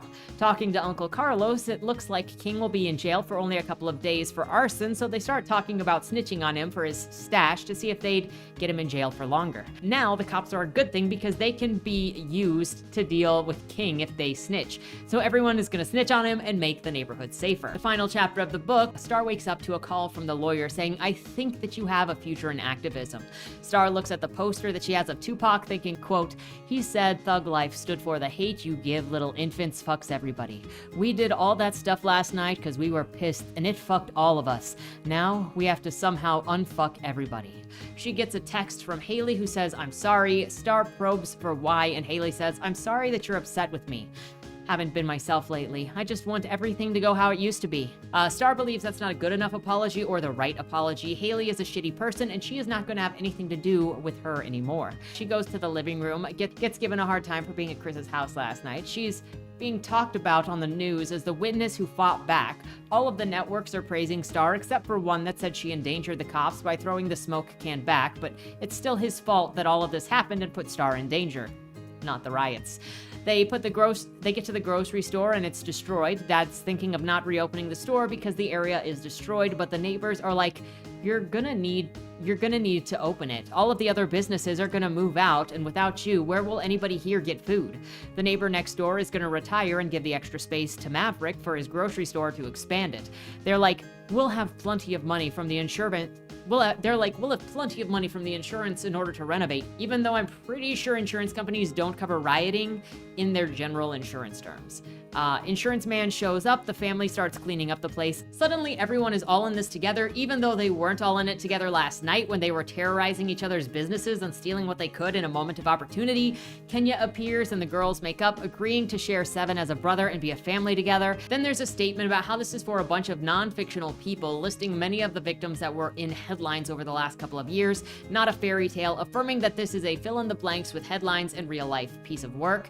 Star says that she will never be quiet about the injustices, and at the end of it all, the first thing that stands out to me is that this book doesn't know who the villain is, because it's saying that it's police brutality, but they use the police to get rid of King, who was the one targeting both Star and forcing people into the thug life who didn't want to be in the thug life.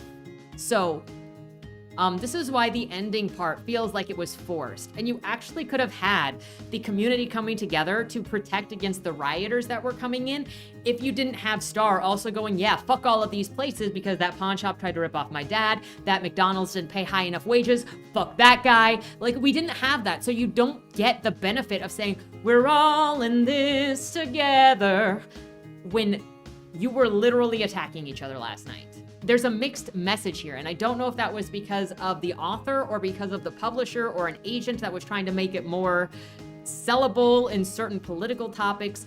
But as you can see, the fact that the cops solved the issue with King is the reason I don't actually think this is anti-cop.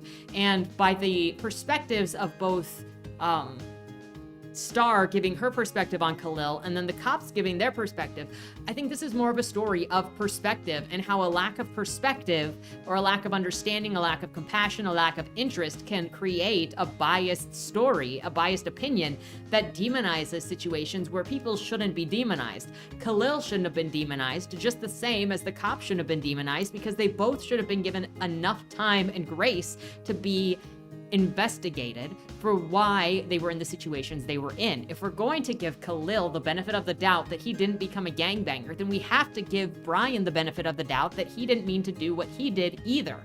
If we're going to look at all of these child pictures of Khalil over the last 15 years and say this is who he was and who he became in the last 3 years doesn't count, then you have to take into consideration who Brian was outside of this high-stress situation where a gang shoot-off just went out in the neighborhood that is apparently well known for drive-bys. That was the plot. I'm going to give some of my final thoughts that I haven't already given. So one of the things that I've noticed in reading some of the books on this list is they're reducing people down to this idea of victimhood and telling them that the world is against you, especially teenagers, that you'll never succeed, that you'll never be anything.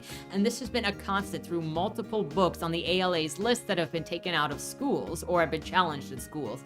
And all of them focus on telling people to be an identity and then how that identity is screwed over and never going to succeed because the world hates you.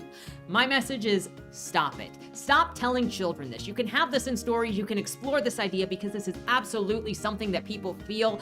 But if you're telling somebody in earnest, you are a victim and you're never going to succeed because you're a victim because of an immutable characteristic, this is insulting to boil people down only to this idea that they will always be a victim and then feed them garbage like it's some kind of hope if only you sacrifice yourself enough. People are more than these single identity groups, and they have the ability to build the life that they want to build if they're willing to work for it. And sometimes there are things that work against them. I've got things working against me too. I've also had suffering. We've all had our own sufferings and our own trials, and we will continue to have them. But you are not doomed for the sheer fact of just being born. But when you tell people that you're fated to just be a victim and everybody hates you, then you demotivate people. Look back at Junior in the Part-Time Indian, where he talks about how people on the reservation had low expectations for him. They didn't think that he would ever succeed, and so then he never tried. And then he went to Reardon, and the coaches there believed in him, and his classmates believed in him, and he got to be a starter on the basketball team, and then he actually tried because people had expectations for him. You have to believe in people, and it is so garbage to me for there just to be this group whoever you are, to identify other people by immutable characteristics and say, you will always be a failure. You can't work harder and succeed. Fuck you. We've all heard this. I've heard this. I could give up. I'm too loud to give up, even if I think about it enough.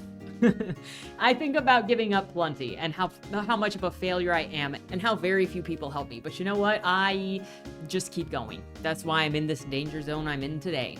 Another thing is, how can you start this off with everyone being chill about gang violence, shooting up a party, and then protesting life because the cop shot someone? Is it just because no one cares if the bangers die? Like, that was something that was never really talked about here, and maybe that's how it is, and if that's the culture that wants to be put here, fine, but then you end up with a conflicting thematic message with the end where King is the bad guy.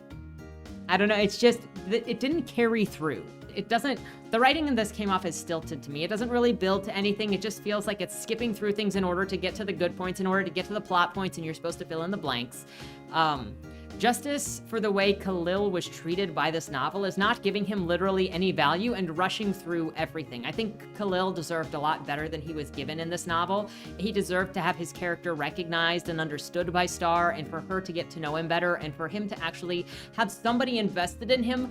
But everybody was just an opportunist who used his name in order to wreak havoc on their own neighborhood or make money or get out of classes. Like, everybody in this sucked, and they used Khalil to do it. There was no attempt to actually understand how the police operate, how they're trained, how that investigation would have gone to get the indictment together, or what Brian did wrong. It was positioned just to kind of frame him as everything went according to his side, and that just looked like an emotional response from somebody not invested who just wanted to paint the specific picture against the police. And it can work for a 17-year-old character who's not thinking that hard about it. But there were still important key moments that Star could have seen and then just straight up rejected, of going, no, I was there, I saw something else. And still have completely changed it in her memory because that's not how she wants to remember it. And our brains are crazy like that. At times, this felt really melodramatic to me and sometimes over the top. Star saw a cop shooting and is released, and then she's immediately at home thinking about how she's going to be targeted nationally by the cops and randoms because she saw a 1 in 600 cop shooting that happens annually. How corrupt is the city that she lives in is the question that I have. In the first 3 chapters, this book details 3 different drive-by shootings, including the shooting at the party that she was at, and other kids being afraid to sleep over at her house. And then the other thing that we're supposed to be pissed at is that there was a cop there.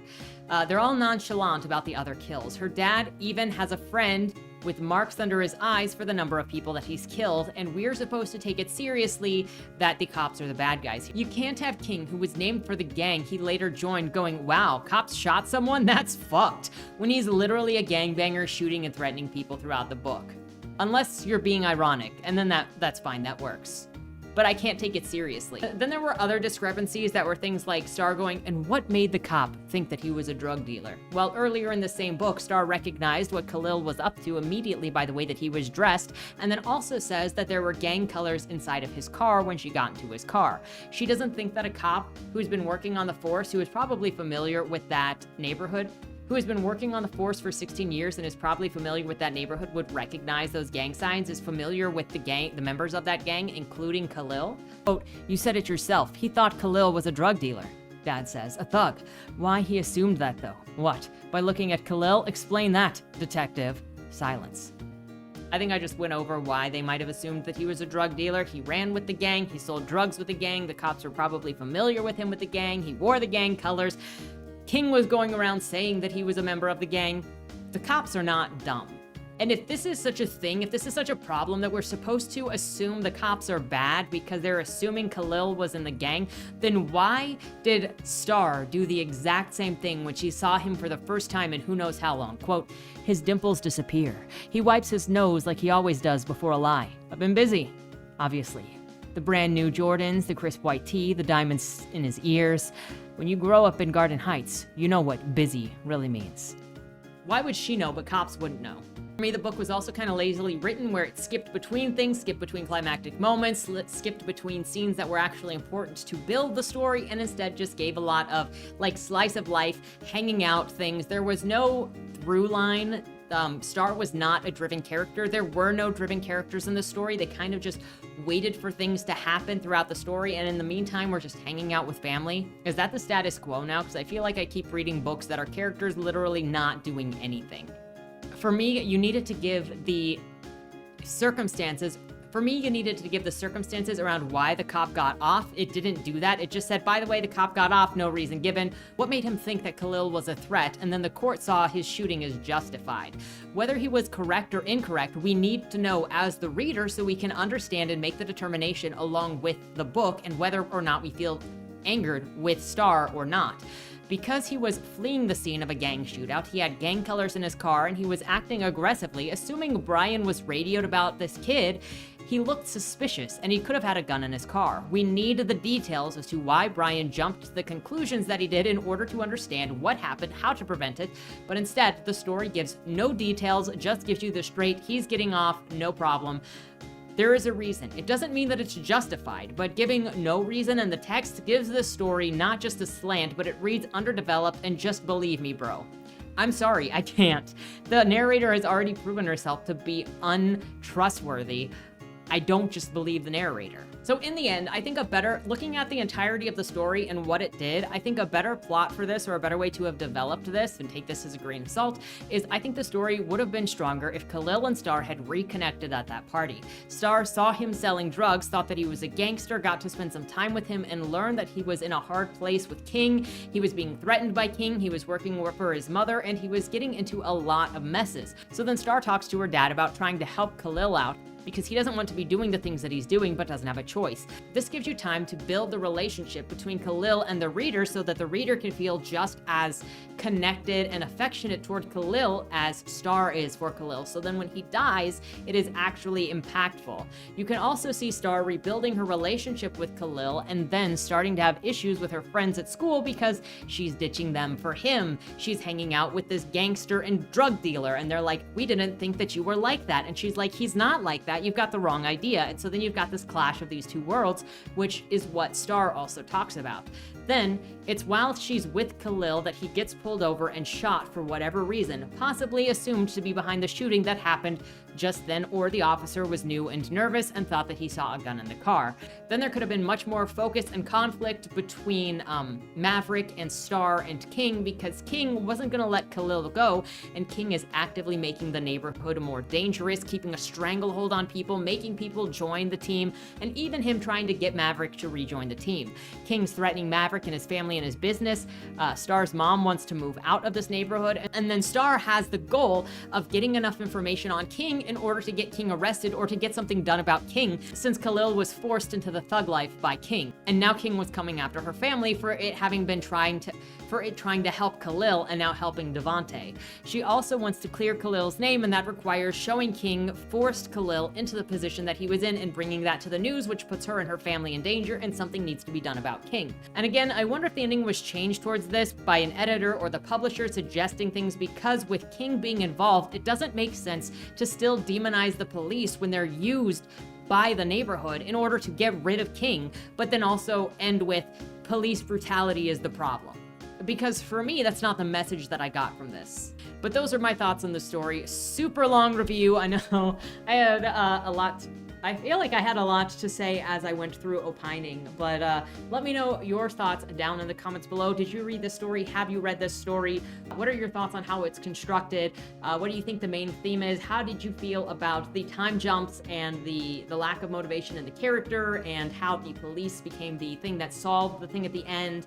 The fact that the cops were the resolve for King, who was the major antagonist of the neighborhood, is what makes me feel like this book is not actually anti-police. However, it tries to be anti-police in the way that it lists different victims at the end of the book, or different people who were shot by the police at the end of the book, which does this weird juxtaposition where the cops were not the bad guys, but it's still listed as if they're the bad guys, and she's going to use her voice as a weapon against injustice. I think King was a bigger injustice in this, but those were my takeaways. Hopefully I'm not burned at the stake for this, because I have noticed a trend in just the discussion of this book. Yeah. So that said, thank you so much for watching. Have a great weekend, and don't die. Hello, boomers! My name is Yanananana. How are you feeling today? In case you didn't know, I'm a YouTuber from Nide, a small town in eastern Ukraine. My family has never really understood what I do in the woods, but all I've ever wanted is to make a better life for us all. Papa always comes home from the mines dirty, angry, and tired. It's a necessary evil to do your job and be in a place that you don't want to be. But I've never wanted to spend my life doing exactly what was necessary of me. Everything changed for me when a couple of Americans appeared at my door. They said they wanted to sponsor my channel and handed me military-grade explosives. Can you believe it? Military-grade. The lights will be incredible going forward. With this help, my videos will be next level. I just hope they are as they say, and this isn't some kind of trick. I mean, what would there be to gain? Boris says people are simple. Everything comes down to money and power. And Alex tells me ignorance will not save me from trouble. I understand where they are coming from, but I do not like to think that way. There is more to life than a cruel of superficial goods, hatred, and destruction. Anyway, I do not like where this video is going, so I will see you on the explosives field. Boom, boom, boom. Salute.